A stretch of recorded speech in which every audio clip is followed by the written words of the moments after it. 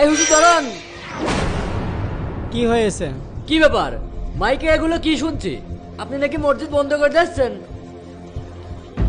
এ কি, তালাও তো মারা হয়ে গেছে, এখনো তো জামাতের সময়ই হয়নি। কেন, আপনি কি নামাজ পড়বেন?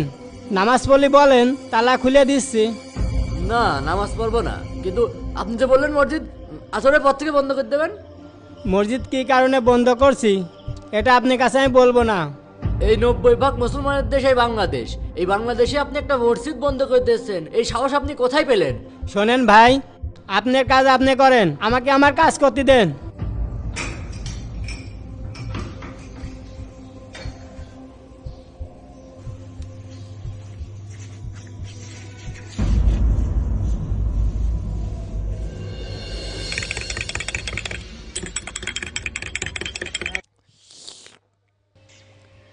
ক্যাশিয়ার সাহেব, আপনাদের ইমাম সাহেব নাকি মসজিদ বন্ধ করে দিল, খোঁজ খবর কি কিছু রাখেন?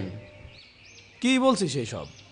ও, আমার তো আবার মনেই নেই, আপনি তো জুম্মার দিন ছাড়া মসজিদে যানই না। মসজিদে যাই না মানে? প্রত্যেক শুক্রবার জুমার নামাজে যাই আমি। শুনলাম ইমাম সাহেবের 3 মাসের বেতন বাকি। ইমাম সাহেব যাবি না তো কি করবি? বেতন বাকি হবে কেন? জুম্মার দিন তো কালেকশন ভালোই হয়। ক্যাশিয়ার সাহেব, ক্যাশে এখন কয় টাকা আছে? ক্যাশে কয় টাকা আছে না আছে সেটা জানে তুমি কি করবা? ক্যাশিয়ার আমি, টেনশন আমার। ও টেনশন তোমার করা লাগবে না। মসজিদ যখন বন্ধ করে তখন আমি বাধা দিয়েছিলাম, কিন্তু সে আমার অপমানই করেছে। আচ্ছা, আমরা ইমাম সাহেবের বাড়ির উপর যাই, কি কারণে মসজিদ বন্ধ করলো? আর রফিক ওই দোকান বন্ধ কর। আচ্ছা ঠিক আছে, ক্যাশিয়ার সাহেব যখন বলছেন চলেন আমরা সবাই যাই। চলেন যাই। হ্যাঁ হ্যাঁ হ্যাঁ চলেন। চলেন।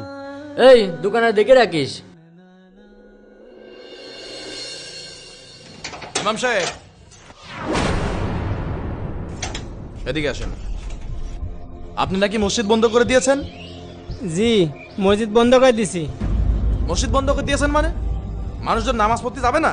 শুনলাম সব নামাজ পড়তে এসে ফিরে যাচ্ছে। আমি আজান দিয়ে নামাজ পড়ে ওখানে 20 মিনিট বসেছিলাম, কেউ তো নামাজ পড়তে আসলো না। কে নামাজ পড়তে গেল কি না গেল সেটা আপনার দেখার বিষয় না। আপনার যে দায়িত্ব দিয়েছি সেই দায়িত্ব ঠিক মতো পালন করেন। আপনারা কি আপনার দায়িত্ব পালন করছেন? আমার 3 মাসের বেতন বাকি। আমার ঘরটা কি অবস্থা, আমার ঘরটার দিকে তাকান। আমার ঘরটা যে ভেঙে পড়ে যাচ্ছে, এই টেনশন তো আপনি করবেন না। না, বেতন বাকি আছে, বেতন দেওয়া যাবে। আপনি না খেয়ে তো আর নেই। মহল্লার মানুষ তো 3 বেলা খেতে দিচ্ছে তো নাকি? মনে রাখবেন হুজুর,